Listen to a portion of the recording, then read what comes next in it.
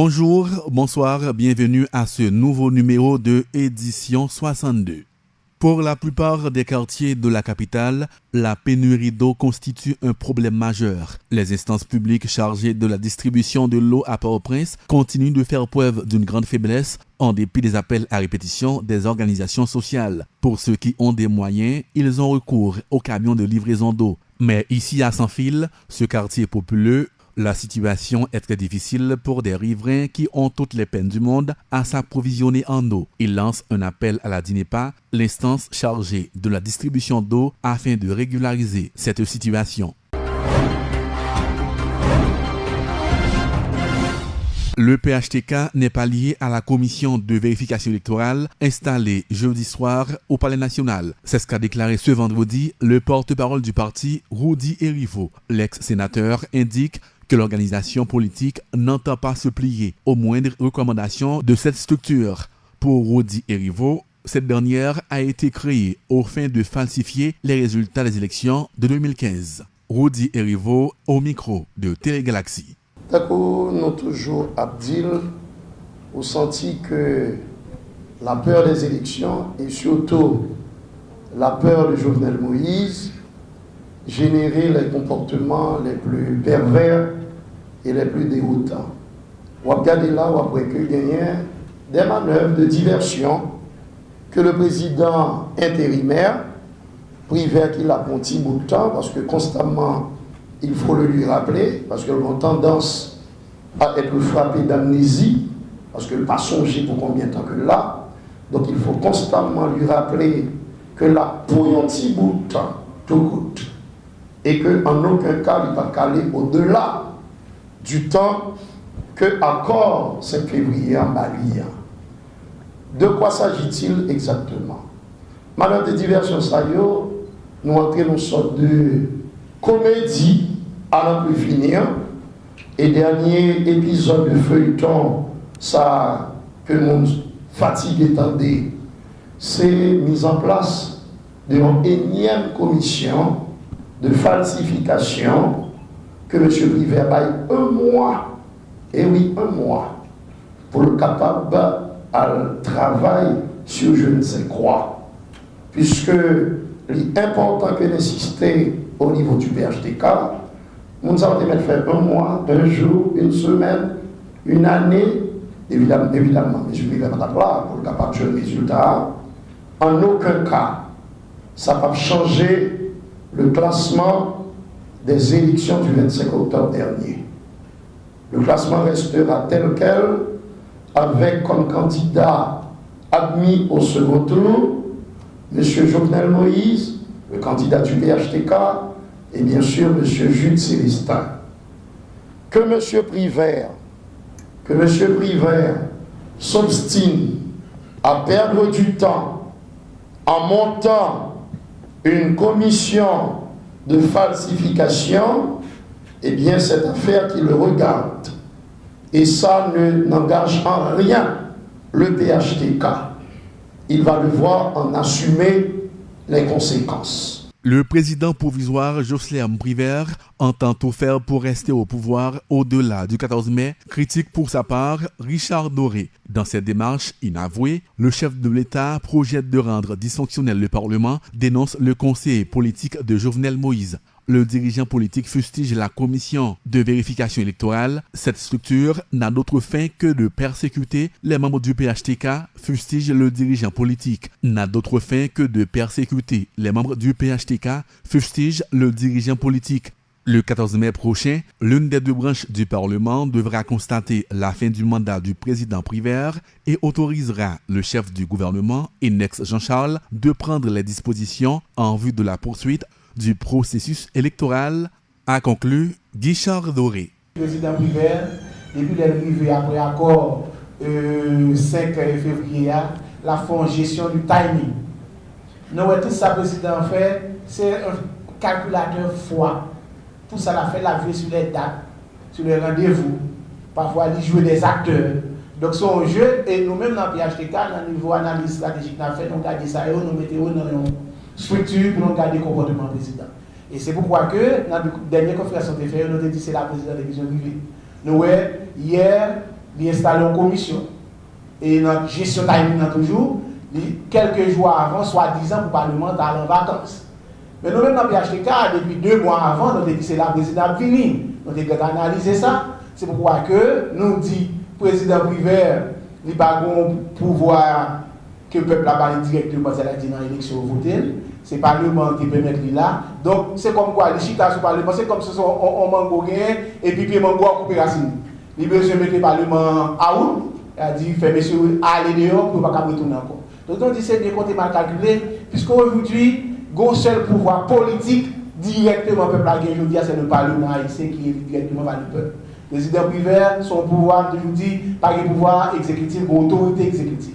Donc, puisque son autorité exécutive, ça dit qu'il n'a pas faire tout ça possible pour mettre le pouvoir dehors. Donc, c'est le peuple, à travers le Parlement, qui a décidé. Donc, pas qu'à gagner vacances au Parlement.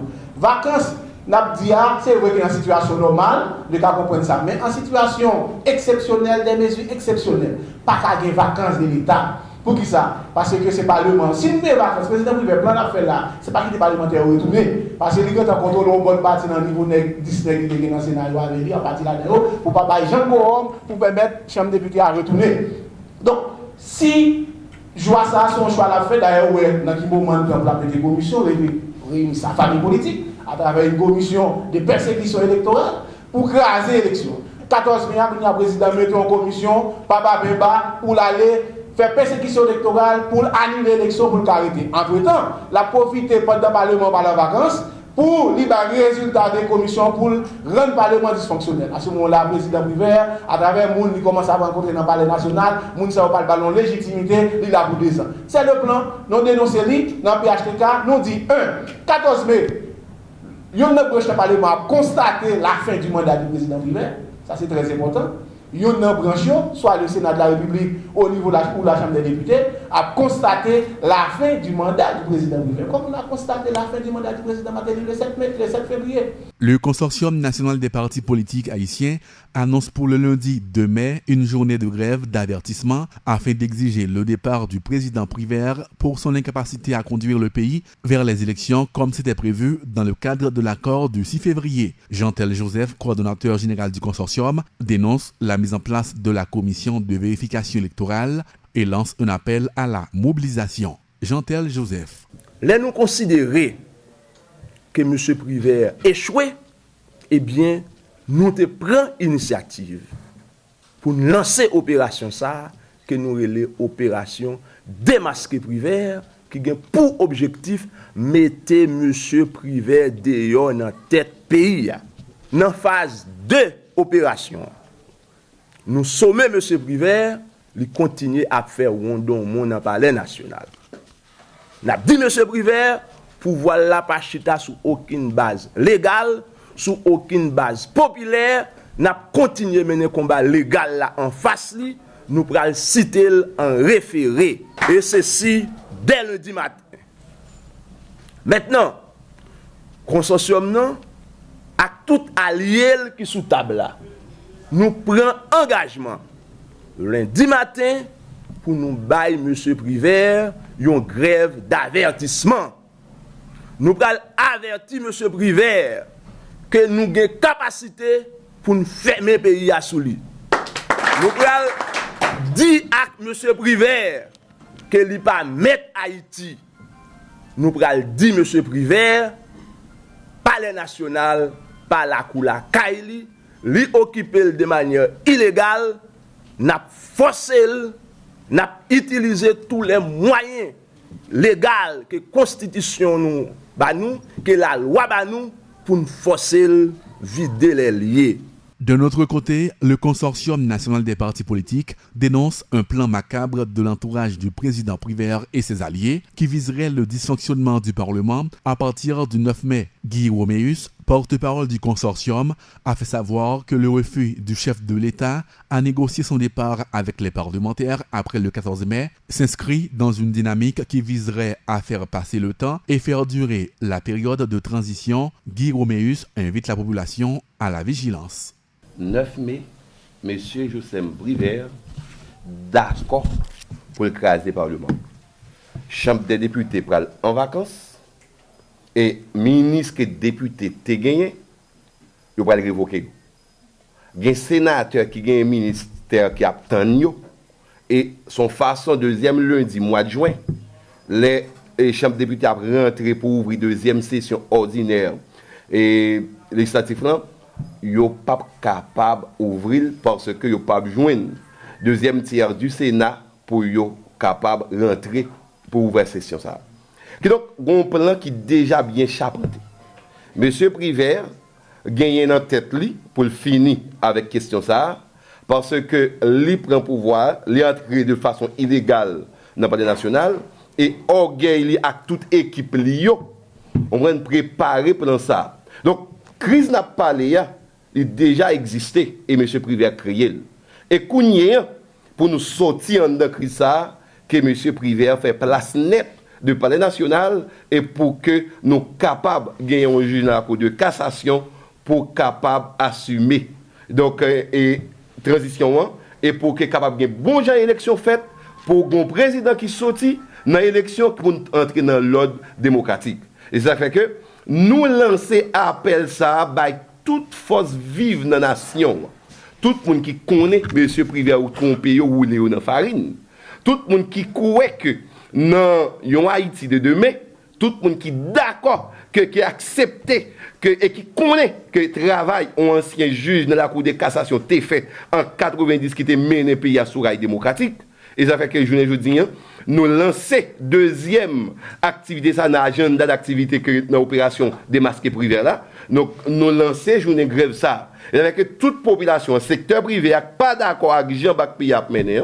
Journée jodi dollar a grimpé bois 63 gouttes. Donc un ensemble de bagailles qui déjà existaient. Donc, kounya pour nous rentrer pays dans la normalité, nous sur le plan constitutionnel que M. Privert fait place nette, qui était palais national, et pour que un juge de cassation vienne occuper ce espace.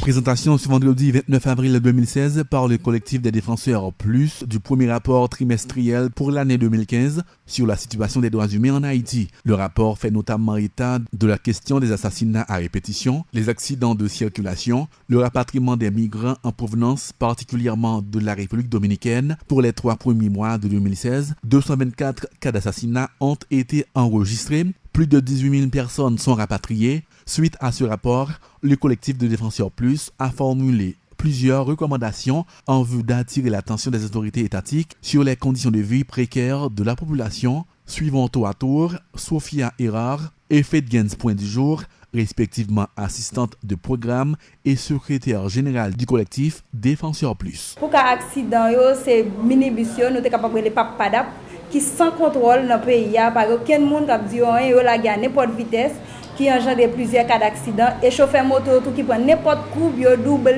et machine ni à droite ni à gauche, yo prend petit coin pour yo, donc ça bail plusieurs cas d'accident. Pour nous aller dans assassinat pendant 3 premiers mois, nous avons 224 personnes qui mourent assassinés. Pour le mois de janvier, c'était 44. Pour février, c'était 102. Pour le mois de mars, 78. En total, qui a 224 personnes qui mourent soit par balle, la police, ou bien bandit, ou bien ministère, ou bien arme blanche. Nous allons plus loin pour regarder des gens qui ont conflit avec la loi. Si à Micol, nous avons 129. Et puis Pétionville, nous avons 24. Si nous avons une situation pas différente des gens qui pénitenciers ou bien moun qui dans prison civile Pétionville. Dans les pilons pour migrants yo, dans le mois de janvier, moun yo rapatrié selon SJM, nous avons 4000. Pour le mois de février, selon GOR, nous avons 2795. Pour le mois de mars, nous avons 2907, toujours selon GOR. Moun qui viennent volontairement en Haïti, pour le mois de janvier, nous n'avons pas un chiffre. Mais pour le mois de février, nous avons 5515 moun, toujours selon GOR. Pour le mois de mars, nous avons 2753 moun, toujours selon GOR. Si moun qui viennent joindre nous en Haïti, selon FZD, nous avons 53 timoun pour le mois de janvier. Pour le mois de mars, selon GOR, nous avons 96 timoun. Et pour le mois de février, nous avons 96 timoun. Pour le mois de mars, nous n'avons pas un chiffre. En total, moun nous avons pour le mois de janvier qui c'est 4053. Et puis pour le mois de février qui c'est 8406. Pour le mois de mars qui c'est 5660. Qui bat un total général de 18 119 personnes qui ont rapatrié. Donc ça, tout ça, c'est ça. Nous-mêmes, nous avons reflété dans le rapport trimestriel sur la situation de l'homme en Haïti pendant l'année 2016. Par rapport à l'ensemble de faits, collectif défenseur plus présenté un ensemble de recommandations aux autorités concernées, mais particulièrement l'État haïtien. Et recommandations ça aller dans ce sens, c'est faciliter citoyens dans jouissance et protection droits civils et politiques pendant que l'État a mis des mesures qui sont capables de garantir un citoyen jouissance pleine et entière de droits économiques, sociaux et culturels. Nous disons que il est intéressant pour l'État d'instaurer un climat de sécurité qui est capable de permettre à la population d'évacuer à activité sans problème, sans inquiétude. Nous demandons l'État haïtien tout pour lui doter le pays de services pompiers qui est capable, en mesure, dans plusieurs départements, plusieurs communes, si nécessaire, qui est capable de répondre avec besoin en cas d'incendie. Nous demandons l'État haïtien pour prendre des mesures par rapport avec le comportement chauffeur minibus, ça nous les papadap qui circuler à vitesse extravagante qui compte faciliter des fois des accidents sur route. L'ancien ministre des Finances Wilson Lallo rejette toutes les accusations à son encontre dans le cadre de Panama Papers. Il souhaite une enquête sérieuse sur le dossier afin de déterminer le degré de responsabilité de tout un chacun.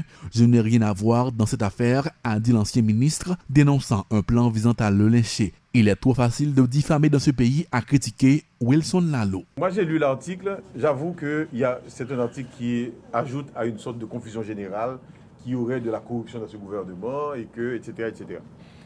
Mais dans l'article, si on demande à quelqu'un d'expliquer exactement ce qui est reproché à chaque personne, en particulier par exemple à moi, mon nom qui est cité dans l'article, personne ne peut expliquer exactement c'est quoi qui m'est reproché. Ce qu'on a eu comme première démarche, c'est un protocole d'accord. Là, je suis dans la maison des législateurs, vous savez ce que c'est qu'un protocole d'accord. Ouais. Un protocole d'accord, tous les ministres de la République en signent tout le temps. Mais un protocole d'accord n'est pas encore engageant pour l'État. Parce que le protocole d'accord doit faire l'objet de conventions et d'accords qui doivent être validés en Conseil des ministres et ratifiés par le Parlement. C'est à ce moment-là seulement qu'il y a eu un engagement de l'État envers un autre État. D'accord ? Donc le protocole d'accord ne prête à aucune conséquence de ce point de vue-là. C'est un document cadre qui définit, qui balise une coopération à venir entre Haïti et Trinidad et Tobago. Et comme de fait, au cours de la période... Que disait ce protocole ? Ce protocole disait trois choses. D'abord, les 4000 barils, ils allaient nous les fournir à tempérament, si on veut, à des conditions de marché, mais un peu CARICOM, c'est-à-dire Haïti comme membre et partenaire, on allait avoir les avantages qu'ils donnent aux autres pays de CARICOM. Deuxième chose, il y avait un investissement, je crois, de 30 millions qui devrait se faire dans la région de Miragouane pour construire une plante pour embouteiller le gaz propane qui devait servir comme énergie de substitution à l'énergie fossile, à l'énergie de charbon, de bois, et qui est un véritable cancer pour Haïti. Donc il y avait un vaste programme que nous avions conçu à l'époque au niveau du ministère du Commerce et de l'Industrie pour transformer au moins dans les grandes villes de la République l'énergie, substituer l'énergie traditionnelle à l'énergie à base de propane à l'énergie à base de charbon. Et le projet n'a pas avancé, il n'y a pas une goutte de décaissé, il n'y a pas eu de contrat signé. Le protocole a été signé en bonne et due forme, mais comme il y a eu changement de gouvernement à Trinidad à l'époque, et ici il y avait beaucoup de manifestations, beaucoup de problèmes, on n'a jamais franchi le pas pour passer de protocole d'accord à des conventions signées entre les deux États. Donc tout ce qui se dit là, je n'ai pas compris l'association qui est faite avec Panama Papers. J'ai entendu des choses, j'ai même vu mon nom sur les réseaux sociaux, que j'aurais signé quelque chose, etc., etc. Voilà ce que je sais. Tout le reste que je vois, je l'ai découvert en même temps que tout le monde. Je n'ai pas signé de trucs avec des entreprises trinidadiennes. Je ne suis pas au courant de toutes ces histoires-là à laquelle on a associé mon nom. Je ne sais pas ce que c'est. Et comme vous allez conduire votre enquête, et c'est ce que j'appelle de mes voeux, qu'il y ait une enquête qui soit établie et quelque part qu'au Parlement, s'il n'y a pas une loi pour ça, parce que je ne suis pas juriste, mais que quand même il y ait un effort contre le léchage des personnes qui ont servi l'État. Et la diffamation, parce que là, ces choses-là, et puis en plus, dans l'article, je n'ai pas vu qu'ils ont dit ça. L'article a laissé plein d'insinuations, mais l'article n'engage rien du tout. C'est-à-dire, on a dit plein de choses, mais on n'a rien démontré dans l'article. Ils ont pris un chiffre, 11,5 millions de documents. Sur un journal ou bien sur les réseaux ici, j'ai vu qu'ils ont dit qu'il y aurait 11,5 millions de dollars. Donc les feuilles de papier, c'est des dollars qui auraient été négociés. Ils ont parlé du SNIP. Je ne sais pas ce que c'est. Je ne sais pas ce que c'est. Bon, moi, en tant que ministre du Commerce et de l'Industrie, je ne sais pas s'il y a une entreprise comme ça qui est créée, etc. Mais je ne sais pas, je ne connais pas les rapports, je ne sais pas au courant. La commission permanente éthique et anticorruption du Sénat a auditionné ce vendredi les anciens ministres des Finances Lemercier-Georges et Wilson Lallo dans le cadre de son enquête autour de la gestion du fonds Petro-Caribé par les différents gouvernements ayant succédé au pouvoir de 2008 à nos jours. Dans son intervention, l'ancien ministre Wilson Lallo a expliqué que les fonds Petro-Caribé engagent plusieurs institutions. Par conséquent, un seul ministre ne peut être pris pour responsable dans l'exécution des projets d'investissement. Le ministre des Finances, en principe, ne passe pas contrat avec tiers.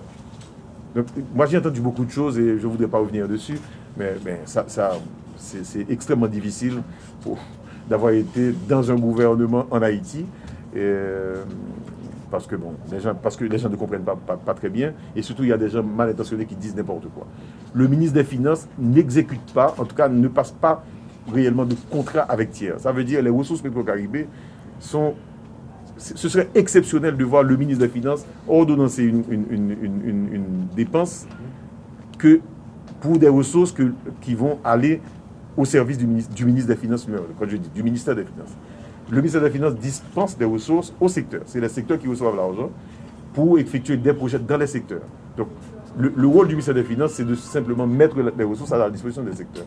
Le ministère des Finances ne gère pas les ressources et ne gère pas de projet. Il n'y a pas de projet effectué par le ministère des Finances dans les secteurs. Donc, je voulais faire ça comme précision et pour montrer que beaucoup de choses qui sont dites, c'est parce que les gens ne savent pas ou alors c'est des gens qui veulent être méchant quand il raconte ce qu'il y a. Lemercier-Georges, ministre des Finances, octobre 2011, mai 2012, a été également auditionné par la commission permanente éthique et anticorruption autour de la gestion des fonds Petro-Caribé. L'ancien ministre des Finances, qui a passé une courte période dans sa fonction, indique qu'il n'avait engagé aucun fonds de l'État. Une seule résolution a été signée par le Conseil des ministres durant mon passage au ministère des Finances, a rappelé Lemercier-Georges.